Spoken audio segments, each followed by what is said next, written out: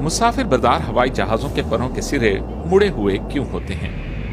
Winglets या wing tip devices का फायदा क्या है और ये कैसे काम करते हैं, ये समझने के लिए परों के इर्द गिर्द हवा के बहाव पर नजर डालते हैं।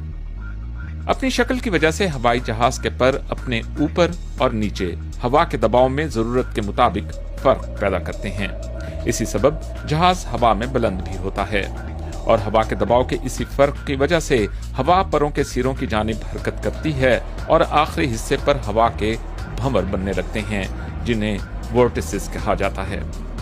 मुश्किल यह है कि ये जहाज की परवाज की समत या ट्रेजेक्टरी की राह में रुकावट बनते हैं और जहाज के फिजा में बुलंद रहने में मुश्किल पैदा करते हैं। इसे इंड्यूस्ड ड्रैग का नाम दिया जाता है।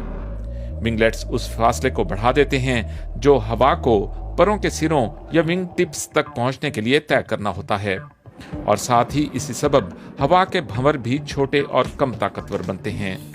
नतीजतन इंड्यूस्ड ड्रैग कम हो जाता है और पर ज्यादा एयर लिफ्ट पैदा करते हैं।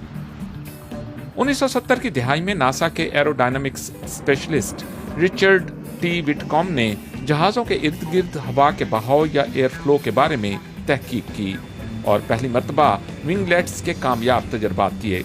उन्होंने एक हैरानकुन दरियाफ्त की। विंगलेट्स का हामिल एक हवाई जहाज उसके मुकाबले में ज्यादा जल्दी से हवा में बुलंद हो सकता है जिसकी विंग टिप्स डिवाइसेस ना हो।